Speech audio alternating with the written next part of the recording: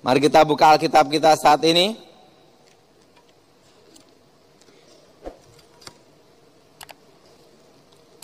Di dalam kitab Efesus pasal yang ke-6.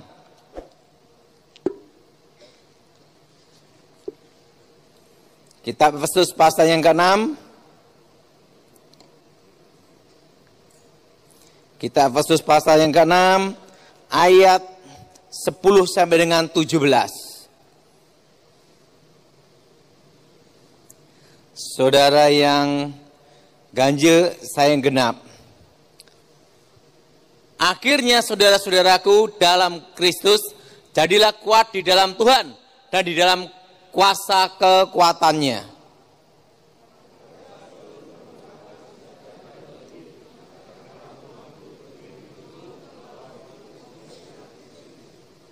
Sebab perjuangan kita bukanlah melawan darah dan daging, melainkan melawan penguasa-penguasa, melawan roh-roh otoritas, melawan penghulu-penghulu dunia kegelapan di dunia ini, melawan roh-roh jahat di udara.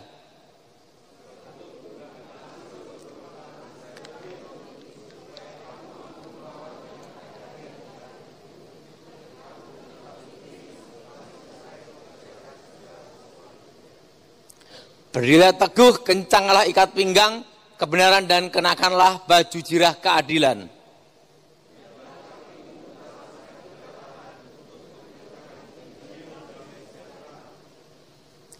Dan di atas segalanya gunakanlah perisai iman sehingga kamu mampu memadamkan semua panah api si jahat.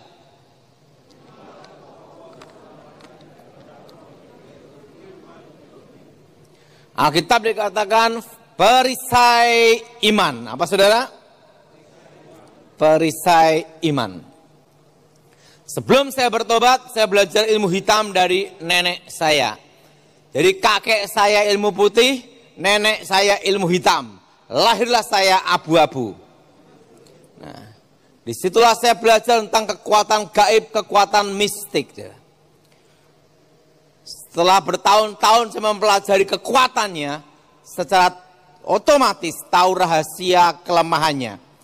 Bahwa semua ilmu hitam itu ada namanya titik kelemahan dan rahasia kelemahan. Yang jadi pertanyaan, apakah ilmu hitam itu ada? Satu kali saya masih ingat, waktu saya diminta untuk menjadi pengaman presiden. Saya diminta jadi pengaman presiden, itu tidak terlalu lama. Itu tahun 2004 sampai 2014. Berapa tahun saudara? 10 tahun saya ditugaskan untuk menjaga presiden. Di bawah komando Jenderal Pramono Edi Wibowo, Elang 55. Dengan kode sandi Elang 55. Di situ saya mengalami bagaimana ujian. Karena untuk menjadi pengaman presiden itu harus ada teruji. Baik dari yang terbaik. Best of the best kan gitu. Suatu kali jenderal bertanya sama saya, Pak Daud, apakah ilmu hitam itu ada? Saya berkata, siap jenderal, ada. Kalau ilmu hitam itu ada, buktikan di depan mata saya. Ini yang susah. Kalau saya praktekkan ilmu hitam, berarti saya masih kumat, betul enggak? Berarti saya masih praktek ilmu hitam, belum bertobat. Tetapi kalau tidak ditunjukkan di mana ilmu hitam itu keberadaannya, dia akan bertanya, buktinya mana? Betul? Kalau kita ngomong sama kopral itu paling mudah. Tapi kalau kita bicara seorang jenderal, jangan main-main. Seorang jenderal pasti pandai. Dan akabri pasti yang terbaik. Kan gitu saudara. Apalagi itu adalah adik dari presiden. Adik ipar. Dan adik kandung dari Ibu Ani Yudhoyono. Disitulah suatu tes yang berat untuk saya. Tunjukkan bukti bahwa keberadaan ilmu hitam itu ada dan di depan mata saya. Kalau masalah ilmu kebal itu biasa adalah. Tapi kalau untuk santet dibuktikan dengan di depan mata, Karena kebetulan beliau tahu saya punya kemampuan untuk menghentikan jantung orang dalam jarak jauh, pasti stop. Dia tahu bagaimana kemampuan saya sebelum bertobat untuk nyetop jantung orang. Dan dia ingin melihat, buktikan depan saya. Saya berdoa sama Tuhan, Tuhan kali ini engkau perlu menolong saya. Karena saya sudah bertobat dan tidak mungkin untuk tunjukkan kemampuan itu lagi. Tiba-tiba saya lihat ada sekilat terang, just kayak petir itu. Saya doa, demi nama Yesus. Kilatan petir itu berhenti. Jadi paku. Pakunya terbang gini, tepat di dahinya jenderal ini. Waktu itu saya masih ingat dia waktu itu jadi Danjen Kopassus. Komandan Jenderal Pasukan Khusus. Langsung jatuh. Lihat dia sendiri di depan mata, ada yang nyantet dia, terjatuh. Dia tanya sama saya, siapa yang mengirim? Alamat di sini, jalan ini, nama ini, pangkatnya ini. Kok kamu bisa tahu? Karena saya bekas tukang santetnya. Langsung dia ngomong, ujian sudah dilalui. Langsung saya diuji kira-kira 3-5 kali. Dalam tahap demi tahap. Karena untuk menjaga orang nomor 1 di Indonesia, harus seleksi baik dari yang terbaik. Nah setelah itu, yang keempat, kelima, langsung beliau ngomong, udah tidak usah dicoba lagi, udah tahu saya. Nah, ilmu hitam itu ada.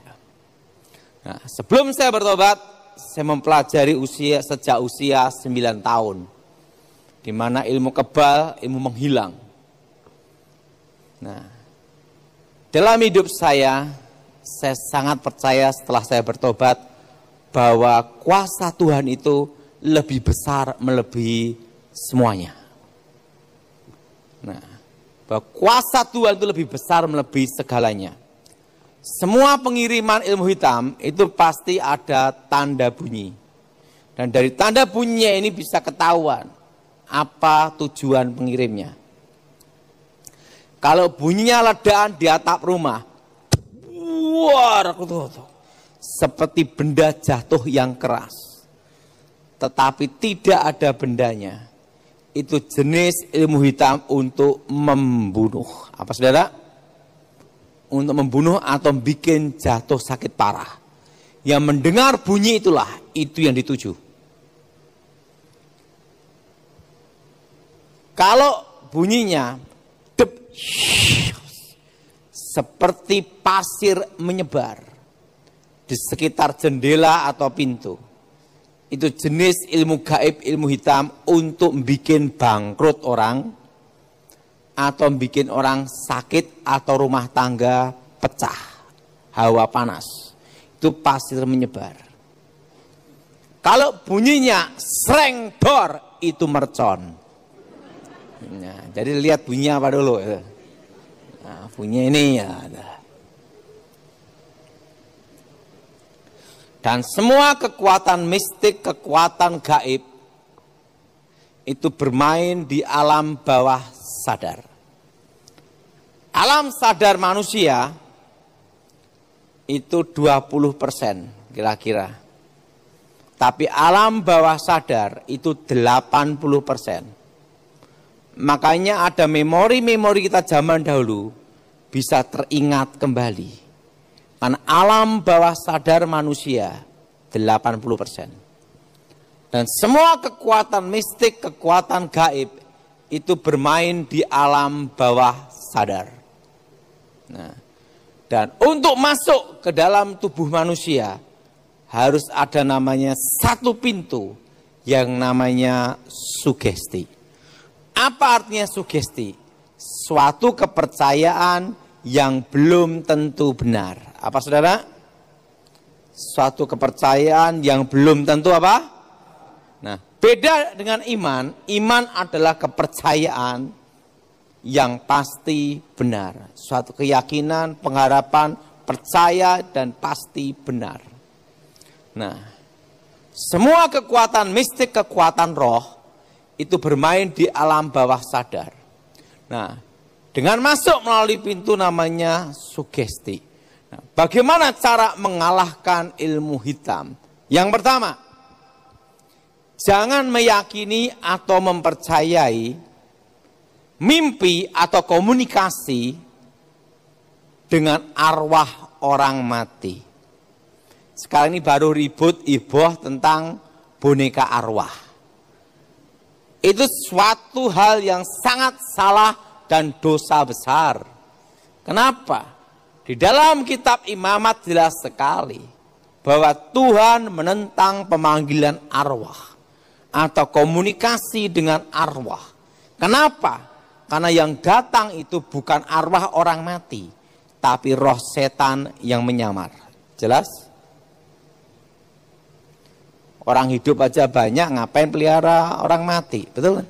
Kurang kerjaan namanya. Cari sensasi aja. Yang pertama, jangan meyakini, mempercayai ada komunikasi hubungan antara orang mati dan orang hidup. Kenapa? Karena waktu ilmu hitam itu dikirim, akan menyamar menjadi orang yang terdekat kita. Contohnya jadi ayahnya. Daripada kamu susah di sini, ikut saya lebih bahagia. Dia bangun dari tidur, percaya itu arwah ayahnya. Tidak lama, maksimal 3 bulan, minimal 40 hari. Tidak lama mati. Waktu percaya itulah, begitu ada bunyi ledaan, dor, dia mimpi ketemu orang yang sudah mati. Roh itu langsung masuk, mengambil nyawa. Tetapi kalau tidak percaya, lolos. Karena suatu kekuatan gaib harus ada pintunya untuk masuk. Yang namanya sugesti. Apa saudara? Apa saudara? Sugesti. Nah, atau mimpi. Rambut rontok, mandi telanjang. Pada waktu bunyi dep, pasir menyebar.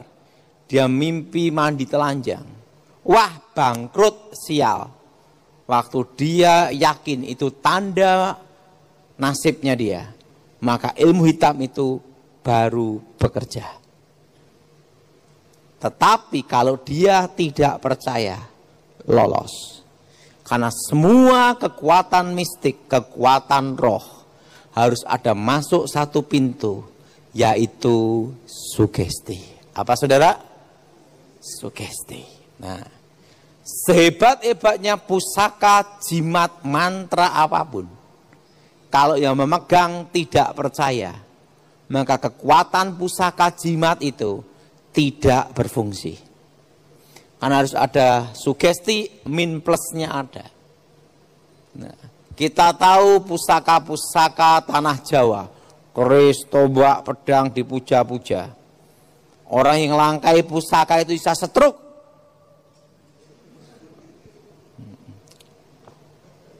Belanda tidak percaya pusaka-pusakanan. Sama Belanda disita, dibawa ke negara Belanda. Dibanting-banting, dimasukkan museum. Jadilah arkeologi.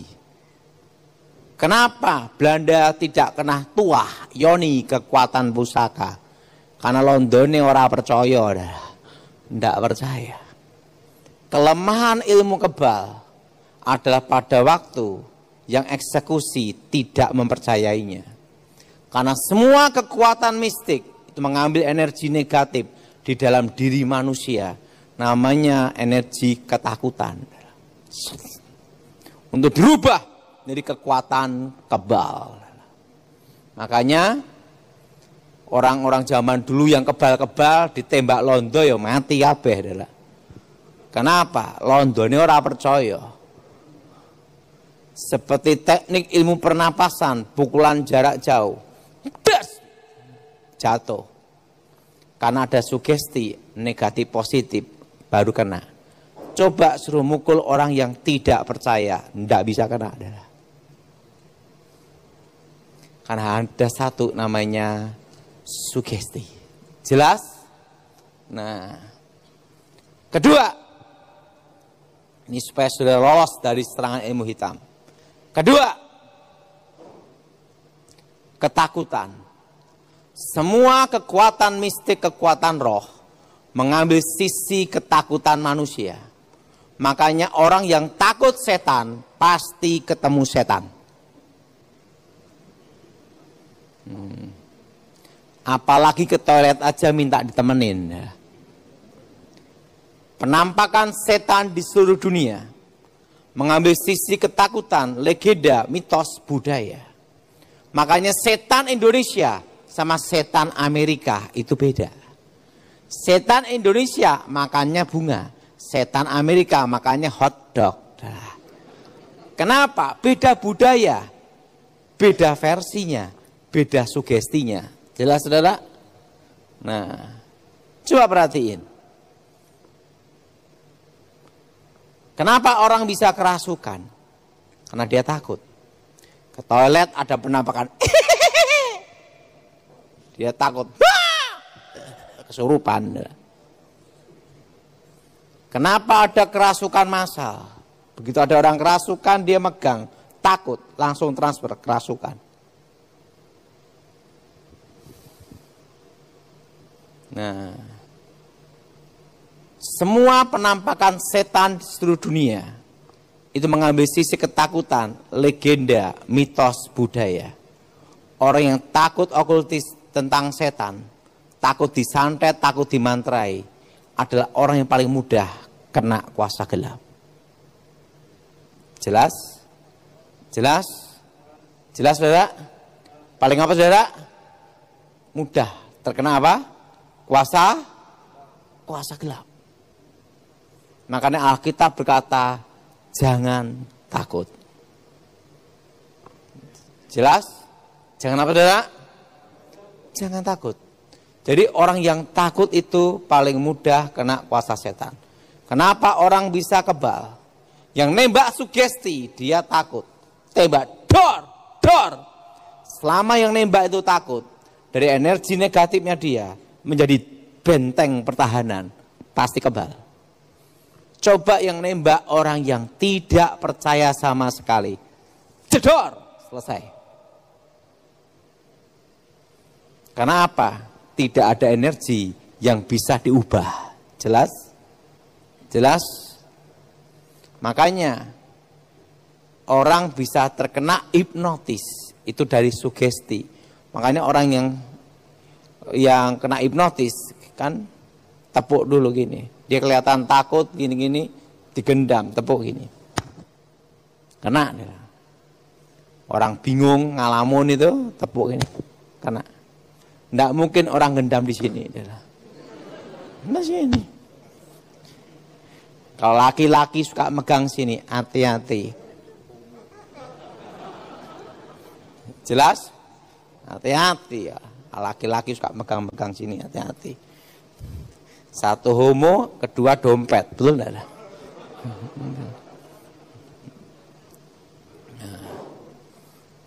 Nah, kekuatan sisi ketakutan. Orang yang takut setan ketemu setan. Orang yang takut diguna-guna itu paling mudah kena guna-guna. Jelas? Jelas? Jelas? Maka Alkitab berkata, roh yang ada dalam diri kamu lebih besar. Dan Alkitab kata jangan takut itu banyak sekali. Jelas? Jelas? Jelas? Nah, kenapa orang bisa kena gendam? Kelihatan wajahnya ketakutan gini, bingung gini nih. Wah, datangin. Tepuk, kena. Orang bisa kena hipnotis, itu pasti membuka pembicaraan yaitu sugesti. Anda mendapat hadiah 7 miliar. Apa ya? Ada respon. Kena. Kelemahan hipnotis adalah apa? Waktu dicuekin tidak dipercayai. Semua kekuatan mistik, kekuatan gaib, kelemahannya adalah pada waktu yang ada dianggap tidak ada. Jelas? Jelas? Nah, suatu kali saya pernah ditantang di daerah Manado. Waktu itu saya seminar di suatu radio. Terbuka live ini. Ada seorang yang terkenal sakti di situ. Orang Manado ini. Tapi Kristen. Dan dia punya jimat kebal. Dan dia sering demo berdiri di atas pedang. Diri. Dan itu hardtop itu ditarik dengan mulutnya, pakai pedang. Dia suka demo-demo dan suka ngerjain pendeta. Jadi pendeta doakan, lepasin ilmu saya gitu. Nah, waktu saya seminar di tempat terbuka, dia tantang saya. Nantangnya susah lagi, saudara. Jangan gunakan nama Yesus. Bayangin dah. Nah, dia ngomong, saya ingin tahu kemampuan Anda, tes kemampuan Anda. Apakah Anda betul-betul tahu tentang ilmu hitam atau kekuatan gaib? Buktikan tanpa gunakan nama Yesus. Saya langsung ngomong, you jual, gua beli. Untung saya sudah bertobat. Kalau saya belum bertobat, selesai. Langsung. Saya turun dari mimbar. Saya tanya sama dia. Apa yang kau mau tes? Saya kebal segala senjata. Silakan bacok, pedang, apapun. Tidak mempan. Kalau Anda bisa menembus kulit saya, Anda sakti. Saya ngomong, saya tidak perlu itu. Saya tanya, kamu udah nikah belum? Sudah punya anak. Langsung saya ngerti. Karena seseorang yang punya ilmu kebal sempurna, dia pasti perjaka ting-ting, bukan tong-tong. Nah, karena apa? Karena saya dulu mempelajari ilmu kebal, namanya ilmu besi kuning. Itu tidak boleh berhubungan dengan wanita dan tidak boleh jatuh cinta. Tapi bukan homo, lain. Karena syarat punya ilmu itu, mati dalam cinta, mati dalam kehidupan. Kebal senjata. Seseorang kebal yang sempurna, mulutnya ini kebal. Ditembak tidak mempan. Saat di bagian itu, bawah itu tembak tidak mempan. Kalau bagian sini, ditusuk apapun tidak mempan, berarti kebal sempurna. Pasti orang itu perjaka. Begitu dia ngomong, sudah nikah. Gampang itu, saudara. Saya ngomong, udah nikah, mana jarum? Tak tusukkan jarumnya di sini. Cep, nancep. Kaget dia, tembus. Rambutnya gini kan, tek, rontok semua. Saya ngomong, kenapa saya bisa lakukan? Karena saya tidak percaya ilmu itu. Karena saya lebih percaya kuasa Tuhan daripada ilmu itu. Artinya apa? Tidak ada energi yang bisa dirubah. Jelas, saudara? Tidak ada energi yang bisa rubah. Begitu dia tancapkan jarum tembus, rambutnya rontok begini. Saya ngomong, mau apa lagi? Langsung dia pucat. Langsung dia bertobat. Dia ngomong, siapa kamu sebenarnya? Nama saya dulu Tukiman. Masih nama panggilan saya dulu namanya Tukiman. Dan saya lewati pertarungan demi pertarungan. Umur 15 tahun saya bertarung. Pulau Jawa tidak terkalahkan. Saya hanya kalah seumur hidup satu aja sama pendeta. Pendeta gemuk lagi, Gilbert. Nah, saya ngomong, kamu paling beruntung hidupmu di dunia ini. Kenapa? Kamu ketemu saya sudah bertobat. Kalau saya ketemu belum bertobat, kamu pasti mati. Tidak ada lawan saya yang saya biarkan hidup. Kalau sudah nantang saya bertarung, langsung dia pucat, bertobat. Caranya gimana? Saya tidak percaya. Karena kalau saya percaya, maka ada energi yang diserap. Jelas saudara? Untuk diubah menjadi apa? Benteng pertahanan. Nah, maka ini kelemahan ilmu kebal. Pada waktu tidak dipercayai. Maka dukun-dukun zaman dulu yang sakti-sakti ditembak londo mati kabeh. Karena londo ini tidak percaya. Yuk kebal. Waktu demonstrasi sesama orang punya ilmu, dor kebal. Karena sama-sama sugesti. Jelas? Nah, Belanda tidak percaya. Dor, selesai. Kedua, ketakutan. Maka Alkitab itu berkata, jangan takut. Amin. Apa saudara? Jangan apa? Takut. Makanya saudara, ada kiriman ilmu santet, ilmu kebal, macam-macam. Jangan takut. Anggap aja tidak ada. Nah, pernah calon anggota DPR RI itu dikirimin santet. Saya dikasih tahu, dilayani pendeta-pendeta banyak. Keluar rambut di mulutnya. Rambut di mulut, bukan di sini, di mulut. Misalnya keluar batu-batu. Sana ada burung hantu setiap malam. Jadi pendeta datang, setane keluar. Pendeta keluar, setane datang. Waduh, bingung. Saya dipanggil. Saya lihat bapak ini tukang santetnya pengertian. Bapak ini kan botak, dikirim rambut. Tapi mulut yang keluar di mulutnya. Dia takut sekali dengan ilmu hitam santet. Saya ngomong sama bapak ini. Bapak didoakan juga percuma. Selama ada ketakutan dalam hidup Anda. Maksud Pak Daud gimana? Kami sembuh enggak? Ya pasti mau sembuh. Mau sembuh gampang. Anggap enggak ada. Anggap enggak ada. Jangan takut. Pak, di mulut saya keluar kerikil-kerikil. Gampang, kasih semen untuk beton. Ini di mulut saya keluar rambut, kumpulin jadi wig. Ada burung hantu Pak, di tiap malam tembak dor goreng.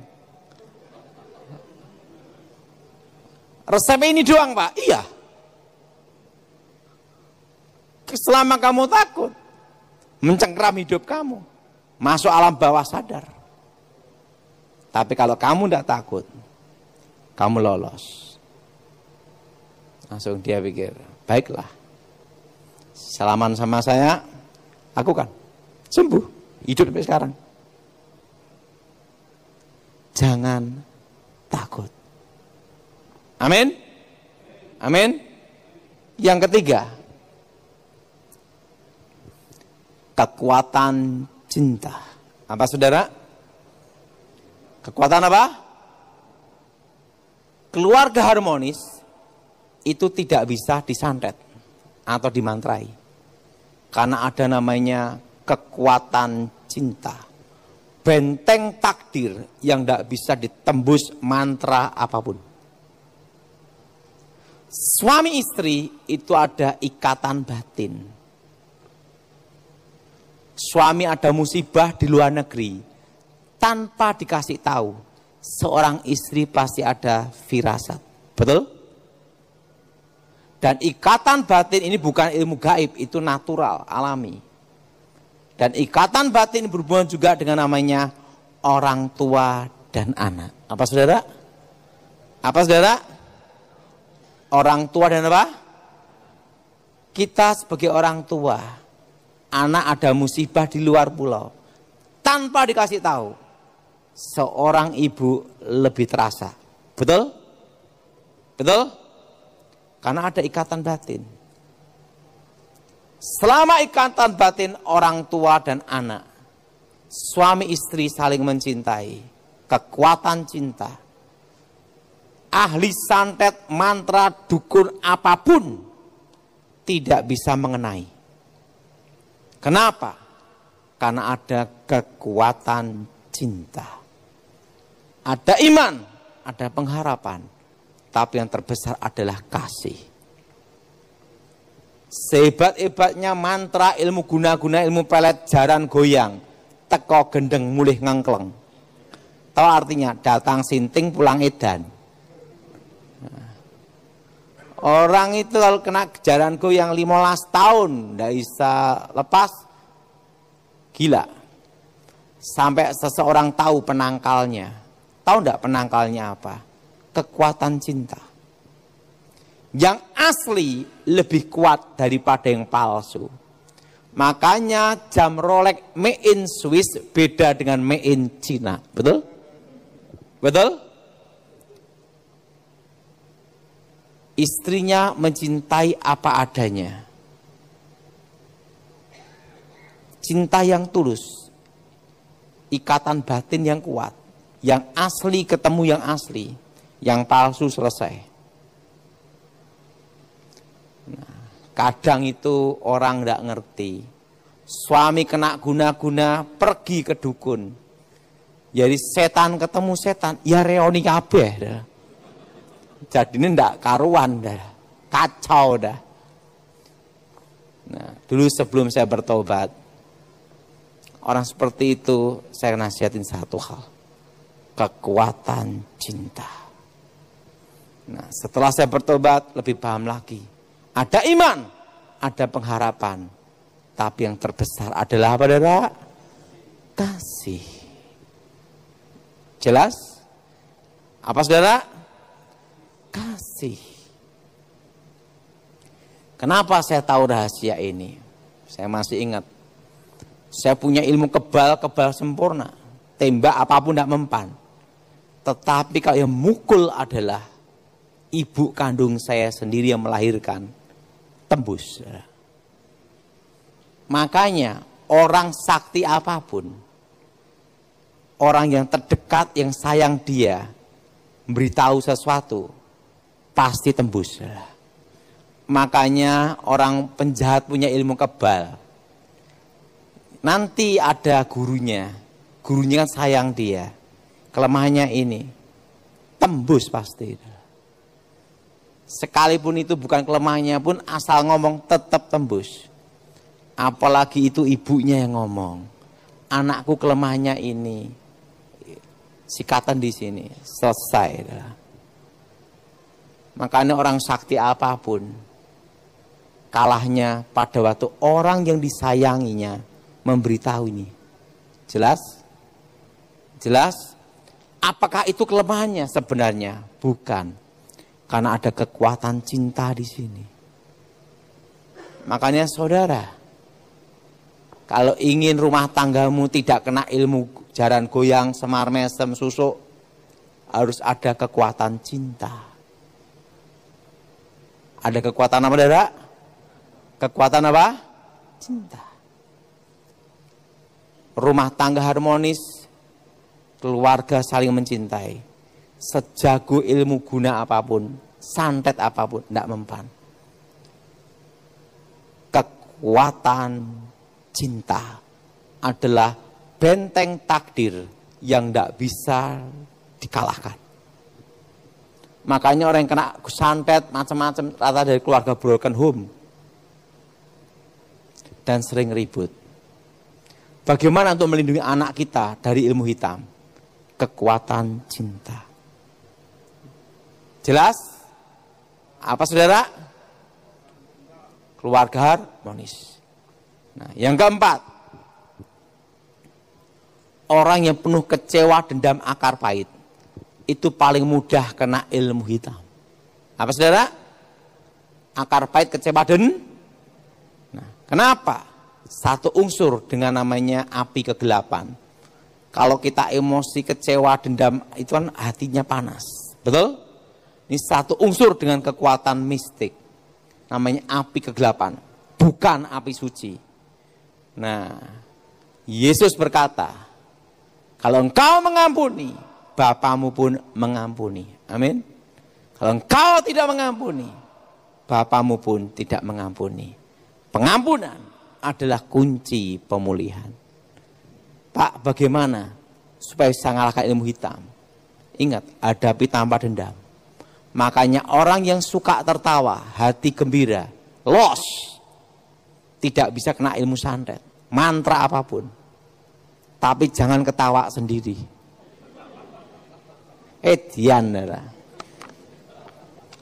Kenapa? Hati yang gembira adalah obat. Ada cerita. Saya itu tahun lalu sempat geger itu.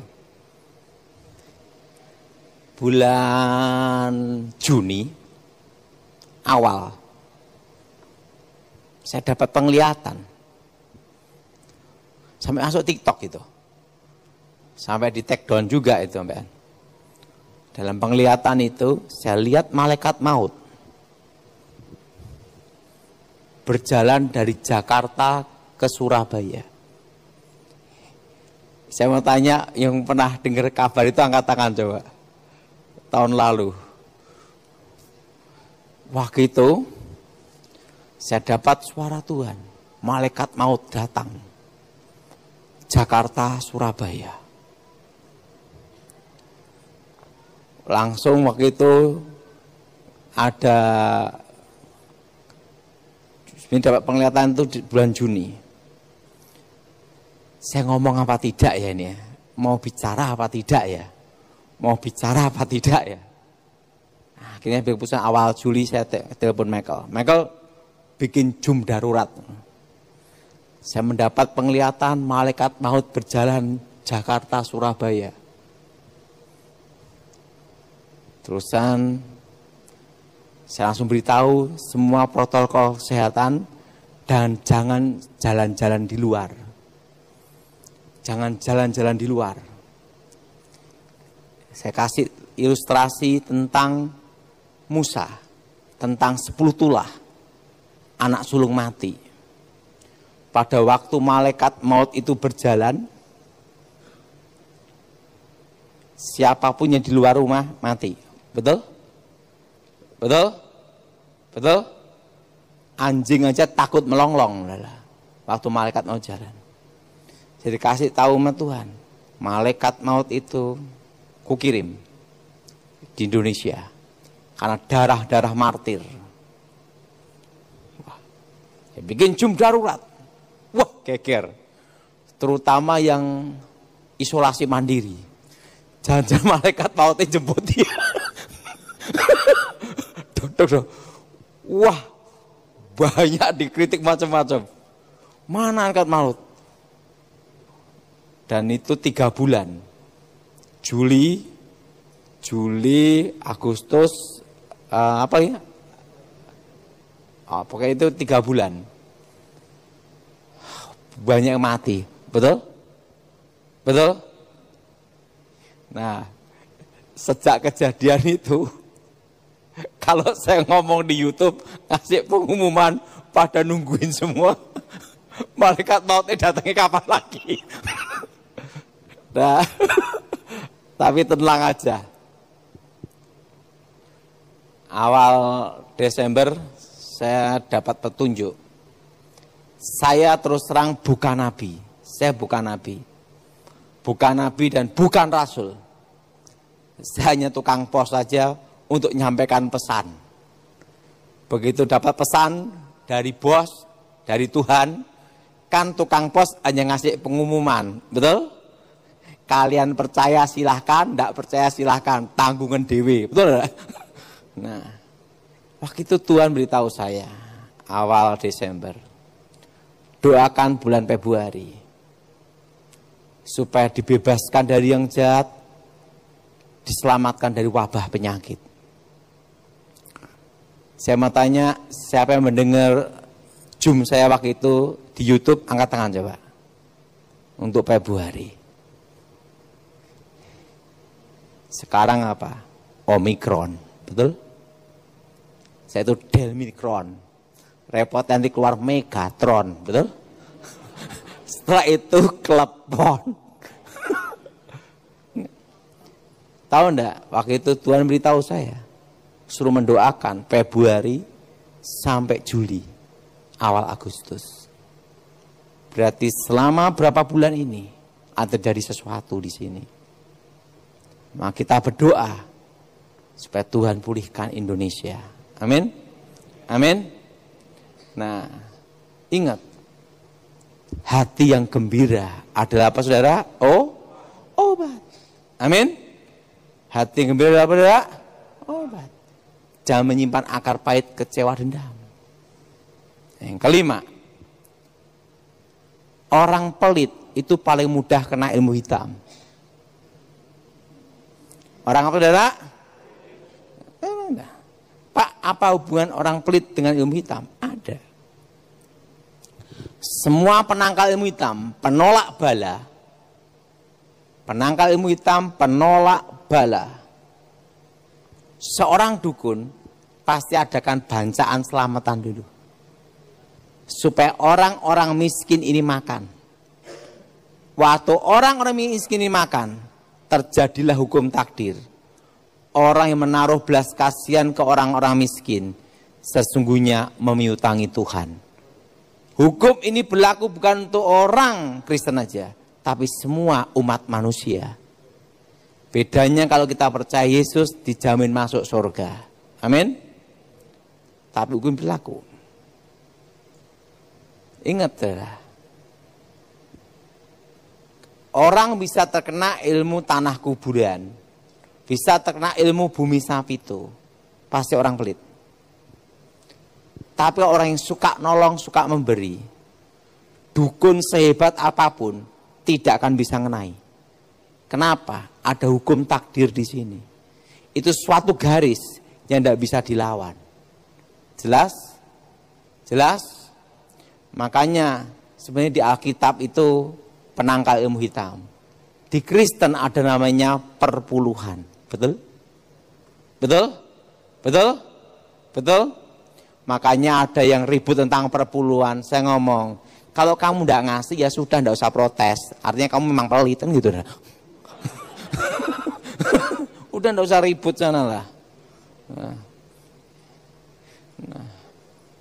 gitu aja repot ya. Nah, kalau tidak mau ngasih ya sudah. Nah, orang pelit itu paling mudah kena ilmu hitam. Dan ingat, kalau kita dalam Yesus Kristus, dalam Elohim kuasa Bapa Yahweh, mantra santet apapun tidak kena. Terang itu menyinari kegelapan. Roh yang ada di kamu lebih besar. Jadi ingat, mulai hari ini jangan pelit. Amin. Saya rasa kolektor siang ini berubah.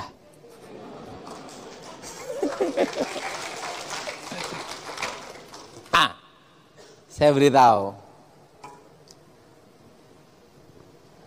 Ini banyak yang nunggu saya Februari, setelah Februari gimana?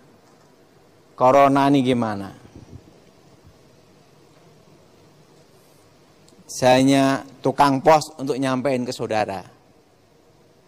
Ini pesannya. 2020, kira-kira bulan April, saya sudah memberitahu semuanya di Zoom, di online, bahwa corona ini akan bermutasi terus selama 5 tahun. Yang pernah dengar Zoom ini angkat tangan semua. 5 tahun akan bermutasi terus. Dan corona ini akan berdampingan dengan kita. Dan puncaknya 5 tahun akan error. Di atas 5 tahun, di bawah 10 tahun, menjadi kasus virus flu biasa. Artinya semua pernah kena. Orang divaksin termasuk bekas kena, betul? Kan virus dilemahkan. Dan waktu itu saya memberitahu bahwa Indonesia stagnat ekonomi. Bulan 6, bulan 7, 2020. Untuk menuju 2023, ekonomi berhenti. Yang masih ingat kata-kata saya itu di YouTube, angkat tangan coba. Nah, ekonomi apa berhenti. Untuk menuju 2023. 2022, dari tahun 2021 saya beritahu, kita semua belajar normal. Ingat, jadi corona ini berdampingan hidup dengan kita. Kita semua tahun ini belajar normal. Dan 5 tahun Indonesia akan inflasi terus selama 5 tahun. Berapa lama saudara? 5 tahun akan apa saudara? Inflasi terus. Selama 5 tahun inflasi terus. Apa yang harus kita kerjakan untuk tahun 2022? Maksimalkan semua potensi yang ada. Untuk mempersiapkan diri 2023 untuk setitik terang datang. Kalau saudara tahunya komputer, fokuskan komputer, maksimalkan kemampuanmu di komputer. Tenang aja. Nah, kalau saudara tahunya adalah masak, fokuskan masak, maksimalkan itu. Tahun ini adalah tahun memaksimalkan talenta. Kalau saudara tahunya properti, fokuskan properti. Jangan fokus yang Anda tidak tahu. Tapi fokuskan apa yang Anda tahu. Jelas? Jelas? Jelas? Kalau saudara tahunya minyak, fokuskan minyak. Kenapa? Tahun ini adalah tahun untuk memaksimalkan potensi. Karena tahun 2023, tepatnya Januari, setitik terang, setitik harapan datang.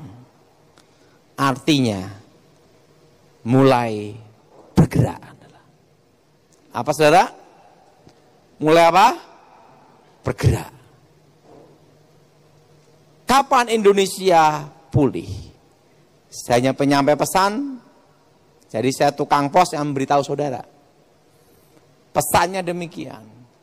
Indonesia dipulihkan Tuhan 2035. Berapa tahun saudara? Hitungan dewe. 2000 berapa? 35. Nah, dan untuk memulainya ini, saudara pegang rupiah secukupnya saja. Karena inflasi selama 5 tahun. Dan yang punya utang bank segera dilunasin. Kalau belum bisa lunas gimana? Jangan nambah utang. Artinya dalam 5 tahun ini bunga bank akan naik. Jelas saudara? Jelas? Jelas? Dalam 5 tahun ini berarti bunga bank naik. Ingat, secara hukum ekonomi, bila suku bunga The Fed dinaikkan, suku bunga Indonesia gimana? Betul? Jelas? Jelas? Pertama, pegang rupiah secukupnya. Apa saudara? Kenapa? Karena nilainya akan turun.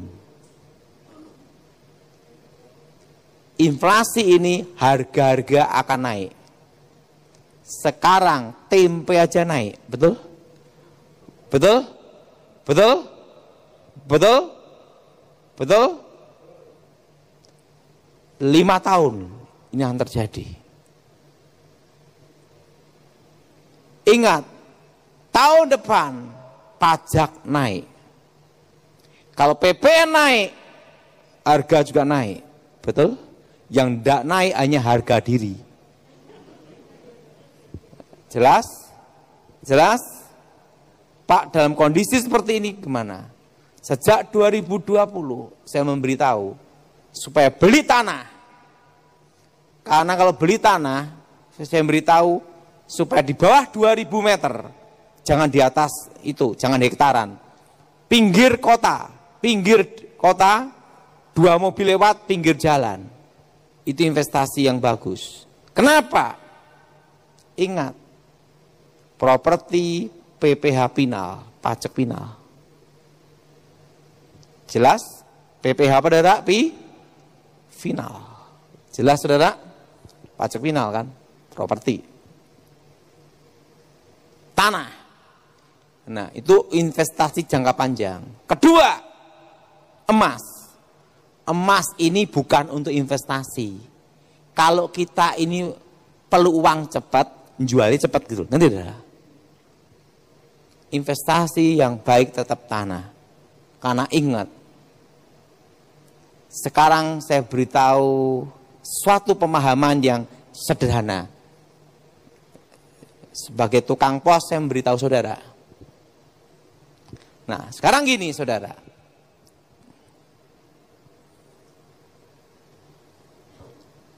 Penghasilan di atas 5 miliar, pajaknya berapa? 30 sampai 35%. Betul? Betul? Betul? Yang setuju angkat tangan. Berarti yang setuju sudah dengar di perpajaan. Betul? Saya mau tanya. Nilai 5 miliar sekarang, 15 tahun lagi, atau 10 tahun ke depan, nilainya sudah bukan 5 miliar lagi loh saudara. Karena inflasi, bisa 15 miliar atau 10 M. Betul? Betul? Coba, kalau anak cucu saudara mau beli tanah, belum apa-apa, 35%. Betul? Betul? Betul? Jadi kenapa untuk beli tanah tahun 2020 saya beritahu saudara, bukan hanya untuk dirimu, tapi untuk anak cucumu nanti. Jelas? Jelas? Jelas? Coba. Kalau anak saudara lulus kuliah, gaji bisa 10 juta, itu hebat, betul? Baru lulus kuliah, betul? Tapi ingat, kalau 10 juta, 10 tahun kerja, berapa? Berapa saudara? 1 miliar lebih dikit, betul? 10 tahun lagi, beli tanah, beli rumah dapat apa? Ngerti saudara? Makanya dari tahun 2020, saya memberitahu saudara supaya beli tanah. Yang setuju angkat tangan saudara. Karena apa? Apa yang kau lakukan tahun ini akan menentukan masa depan. Tepuk tangan untuk Tuhan kita saudara. Nah, kenapa? Karena ini pasti terjadi. Penghasilan 5 juta, setahun 60 juta, kena 5%. Betul? Betul? Betul? Coba.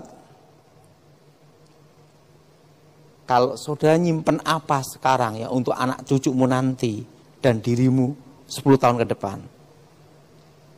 Tanah. Tapi tanah itu gunakan untuk berkebun. Karena harga pangan akan naik. Betul?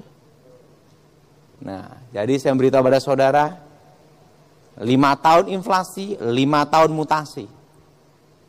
Nah, jadi saya sebagai pengantar pesan beritahu pada saudara, pilihan di tangan Anda. Kenapa? Apa yang kamu perjuangkan saat ini menentukan 10 tahun ke depan. Jelas? Menentukan apa saudara? 10 tahun apa saudara? Ke depan. Dan ingat, Pak, corona ini gimana Pak?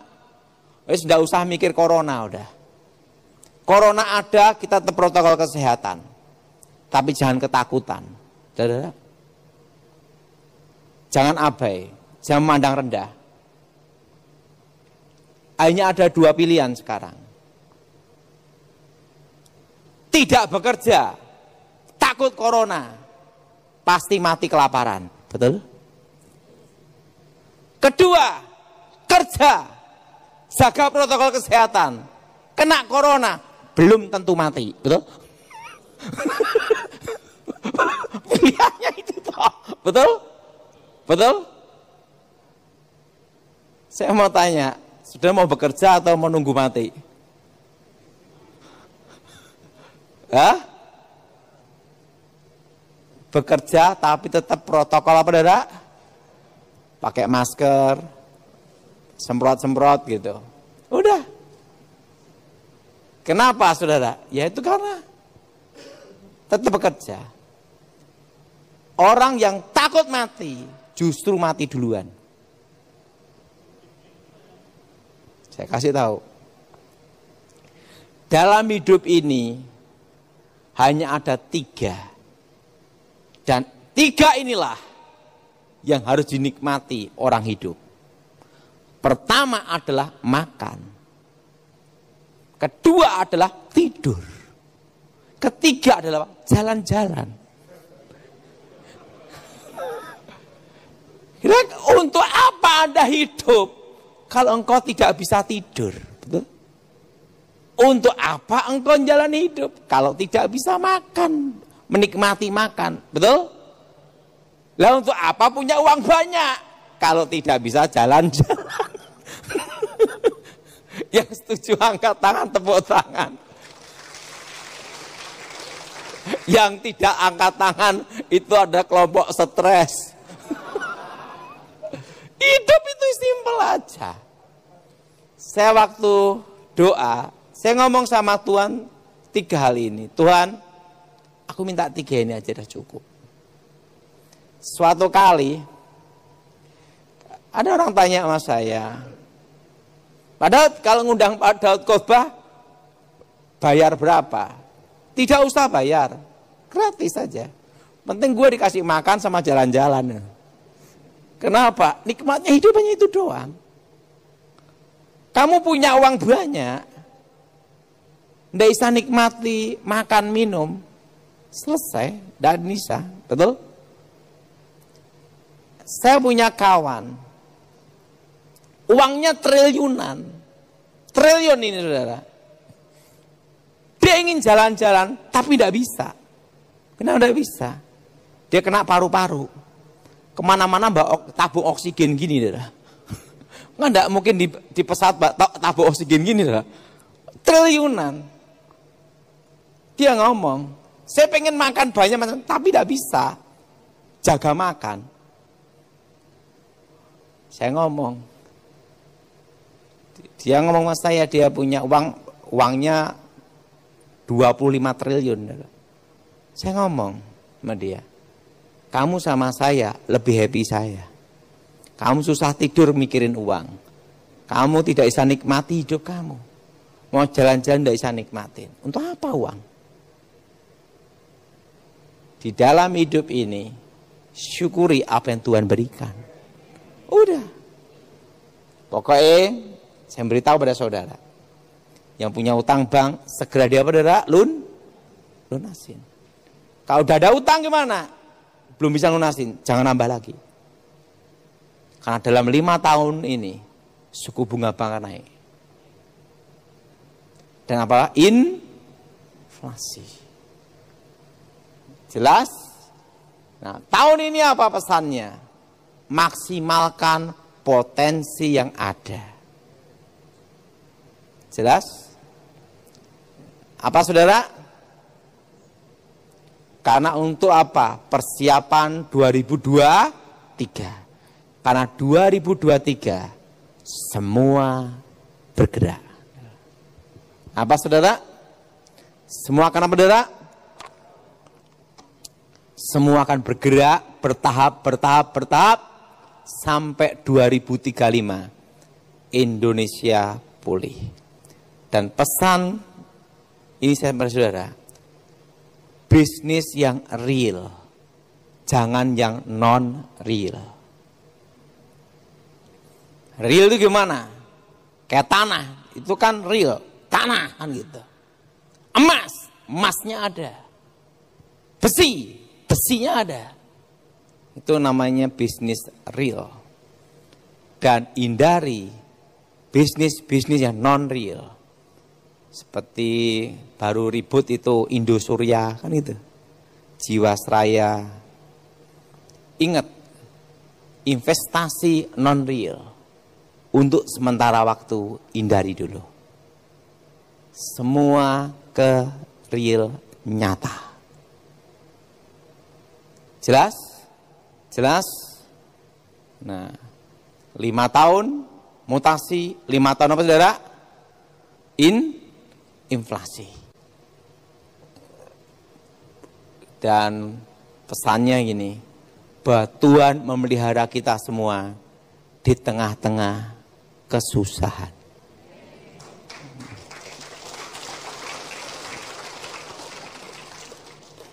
Saya kalau ditanya, Pak Daud, saya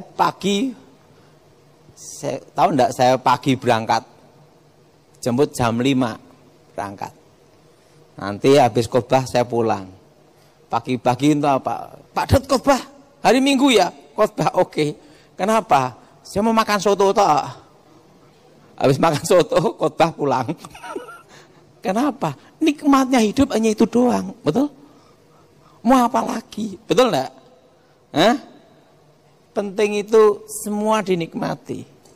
Jangan gengsi, itu aja. Gengsi itu harganya berapa sih? Dan pesan saya satu, selama 5 tahun ini jangan hidup mencolok. Pamer di YouTube, Hermes. Besok surat pajak itu sudah. Betul? Betul? Betul? Jangan. Jam Richard Mille. Besok surat datang itu. Betul? Udah. Selama 5 tahun ini jangan hidup mencolok. Ada satu pesan yang saya masih ingat. Ini sebelum saya akhiri boleh ya? Ada orang tanya sama saya, kenapa Pak Daud tidak punya akun? Padahal yang ngupload saya kan banyak sekali. Ini sejarahnya. 2013, waktu itu saya mau berhenti dari pengamanan khusus. Jenderal Edi Wibowo ngomong sama saya, Daud siap Jenderal. Ini pesan saya ingin sampai kamu mati, kamu tetap jadi hantu. Hah? Maksud Jenderal gimana? Kamu kan ikut saya udah lama. Saya sama Jenderal itu sudah kenal dari tahun 2002. Sampai beliau meninggal 2020. Saya ngawal beliau 10 tahun. Dan dia adalah komandan saya dan sahabat baik saya. Dia ngomong sama saya gini, Daud, siap. Ingat, pasukan siluman. Dan saya ingin kamu sampai matinya pun tetap jadi siluman. Pertama, jangan punya Instagram. Kedua, jangan punya akun. Ketiga, jangan ada punya Facebook. Keempat, jangan masuk instansi apapun. Kelima, jangan masuk organisasi apapun sampai kamu mati. Ingat pesan saya. Siap, Jenderal. Saya laksanakan.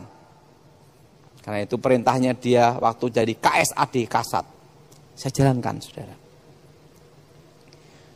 Sekarang saya baru mengerti. Namanya jadi hantu, saudara. Saya kan selama ini Zoom meeting sama Michael, Thomas, Yipta, macam-macam. Orang nyerang saya susah. Nggak bisa. Karena yang masuk akunnya orang lain semua.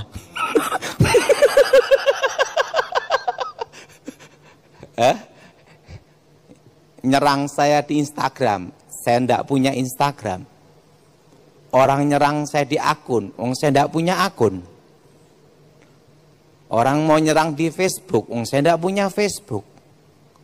Mau nyerang instansi apapun, saya tidak ada organisasi instansi. Waktu itu saya ngomong-ngomong sama dokter Terawan ngomong gini. Dokter Terawan ngomong gini. Pasukan yang paling mematikan dan paling berbahaya adalah pasukan yang tidak ada identitasnya. Di situ saya baru ngerti kata-kata Jenderal Dipo. Sampai kamu mati pun, kamu tetap jadi hantu. Hantu bagi lawan kamu, termasuk kawan kamu. Nah, saya ngomong, saya tidak mau jadi hantu, mau jadi malaikat aja lah. Tapi satu hal saya baru memahami. Kadang itu waktu jalan itu juga bingung saya. Kenapa saya tidak boleh punya akun Instagram, bergabung dengan organisasi apapun. Tapi saya jalankan, karena itu perintah jenderal. Karena saya atasan saya bawahan, dan saya jalankan. Baru saya mengerti. Hidup saya lebih happy tanpa ada akun. Karena kalau orang nyerang saya, nyerang akunnya teman orang-orang semua. Betul? Betul? Siapa yang setuju angkat tangan? Jangan-jangan langsung pada mikir, kalau gitu kan kita ngikuti Pak Daud aja gitu. Tidak ada akun semua. Nah, mari kita berdoa. Aku mohon kuasa Yesus Elohim bekerja. Lewat saya pribadi Tuhan, dan aku mohon kuasa-Mu bekerja. Bebaskan dari yang jahat, bebas dari kegelapan. Kuasa Yesus bekerja, lewat saya pribadi Tuhan. Dan nama-Mu